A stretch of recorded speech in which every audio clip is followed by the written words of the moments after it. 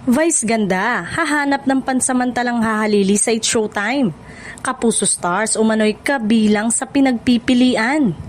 Usap-usapan ngayon sa industriya ng showbiz ang balitang pansamantalang pagpapahinga ni Vice Ganda sa It's Showtime upang bigyang pansin ang personal na bagay kaugnay sa planong pagbuo at pag-aayos ng kanilang pamilya.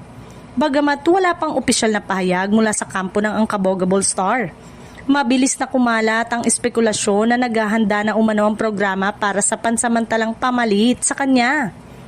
Ayon sa mga bulong-bulungan, isa sa mga pinagpipilian bilang magiging pansamantalang host ay magmumula sa Kapuso Network. Kung ito ay mangyayari, malaking pasabog ito sa telebisyon dahil bihira ang ganitong klaseng collaboration, lalo na sa isang noontime show na matagal nang pinamumunuan ng isang solid kapamilya icon tulad ni Vice Ganda. Pinag-aaralan umano ng management kung sino ang may sapat na karisma, husay sa live hosting at kakayanang makisabay sa natural na kakulitan at mabilis na banatan sa It's Showtime. Mahalaga rin na ang magiging pansamantalang kapalit ay may malakas na hatak sa masa upang mapanatili ang sigla at ratings ng programa habang wala si Vice. Sa kabila ng mga haka-haka, nilinaw ng ilang source na pansamantala lamang ang magiging pag-alis at siguradong babalik si Vice sa oras na maayos na ang lahat.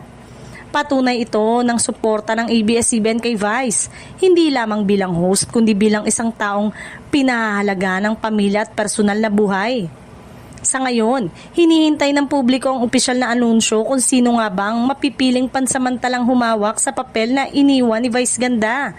Kung Kapuso nga ang mapipili, siguradong magiging isa ito sa malaking crossover kung magkakaroon ng regular host na mukha sa Kapuso na mapapanood na sa kasaysayan ng noontime television.